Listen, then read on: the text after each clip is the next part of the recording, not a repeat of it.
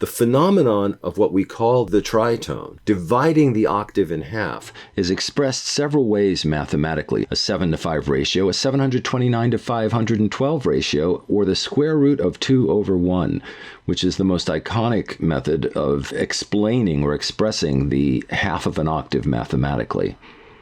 It also happens to be the formula for dividing a square into two equal halves diagonally. And it's interesting that on the guitar fretboard, the notes F and B, which form the tritone, line up essentially cutting across a diagonal on the fretboard between the third fret on the fourth string and the fourth fret on the third string and several other places on the fingerboard. When that angle is turned the opposite way, it becomes a major third on the fretboard. This isn't exactly in line with the idea of dividing a square geometrically in the strict sense, but on the fingerboard, it's a very useful way of connecting these two ideas, the tonic third and the tritone. There's a kind of architecture to the diatonic system, an architecture to the tritone. The three whole steps or whole tones that make up the tritone have a central place in that architecture. If we look at Dorian mode, which runs from D to D in the key of C, we find the tritone dead center. The Dorian mode really makes the diatonic centrality of the tritone clear, centered as it is between two half steps with an additional whole step on either side. The tritone is flanked by two minor thirds.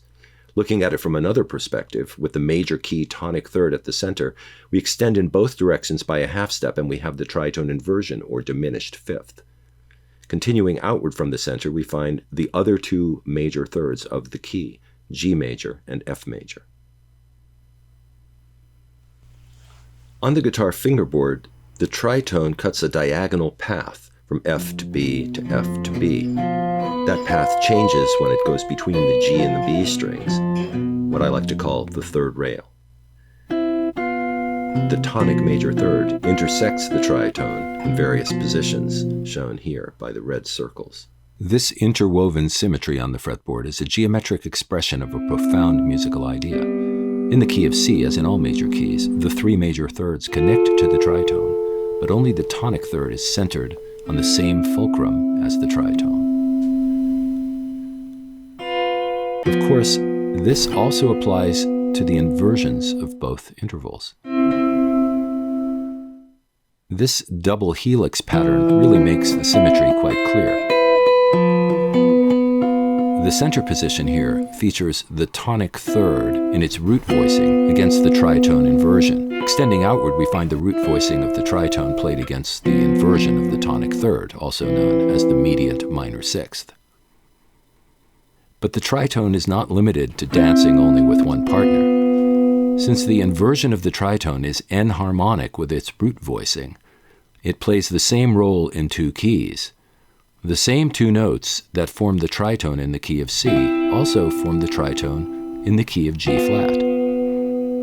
The FB tritone of the key of C becomes the C flat F tritone in the key of G flat.